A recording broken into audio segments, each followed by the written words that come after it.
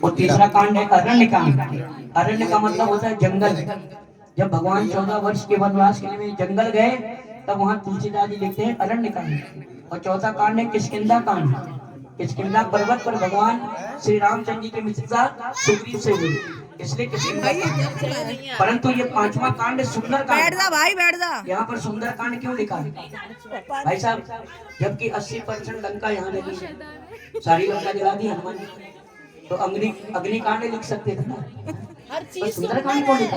हर चीज अब बताऊंगा क्यों सुंदरकांड लिखा है। क्योंकि सुंदर पर्वत है। देखिए, राम सुंदरकांड की सबसे पहली जो चौपाई है उस पर ध्यान दीजिए। जामवंत के वचन सुहाए तो सुने हनुमंत हृदय। देखो भाव तो बहुत है, सच बात है। जामवंत जी कौन थे? बहुत पुराने बुजुर्ग थे, सतयुग त्रेता द्वापर इन तीनों में ये थे। और जिस समय हनुमान जी को समुद्र पार करना था उस समय हनुमान जी कौन थे? जवान थे, युवा थे।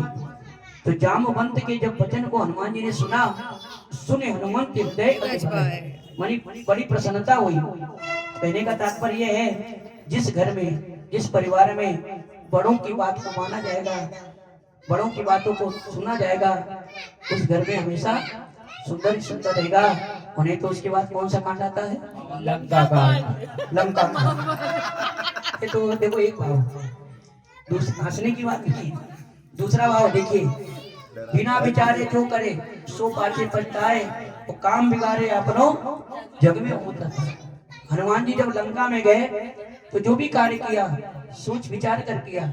अस कई हृदय विचार दीन मुद्र का डार था, ब्रह्म अत्र ते सादा कपि मन कीन विचार।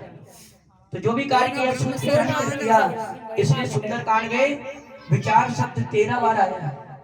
आप लोग कभी पढ़ लेना कितने बार आया है? 13 बार। कहने का तात्पर्य है कि जिस घर में जिस परिवार में सोच विचार कर कार्य होगा वहाँ हमेशा सुंदर ही सुंदर रहेगा। नहीं तो देखो झगड़ा इसलिए होता है, सोच विचार कर काम नहीं होता तो काम गड़बड़ हो जाता है। इसलिए हम रामचरितमानस तो खुद पढ़ते हैं, परंतु अगर उसमें से एक सूत्र अपने जीवन में उतार लेंगे तो हमारा घर स्वर्ग बन जाएगा। कभी किसी घर में लड़ाई झगड़ा नहीं होगी। केवल एक सूत्र अपना लो, बड़ों की बुजुर्गों की बात मानो।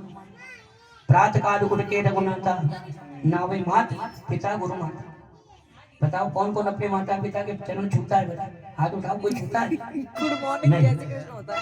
इसलिए देखो, हम भगवान को तो मानते हैं, देखो हम भगवान को मानते हैं, आप छूते हो कोई बात नहीं, बहुत बड़ी बात है, बहुत अच्छी बात। हम क्या होता है, हम भगवान को तो मानते हैं लेकिन भगवान की नहीं मानते। माता पिता को मानते हैं लेकिन माता पिता की नहीं मानते।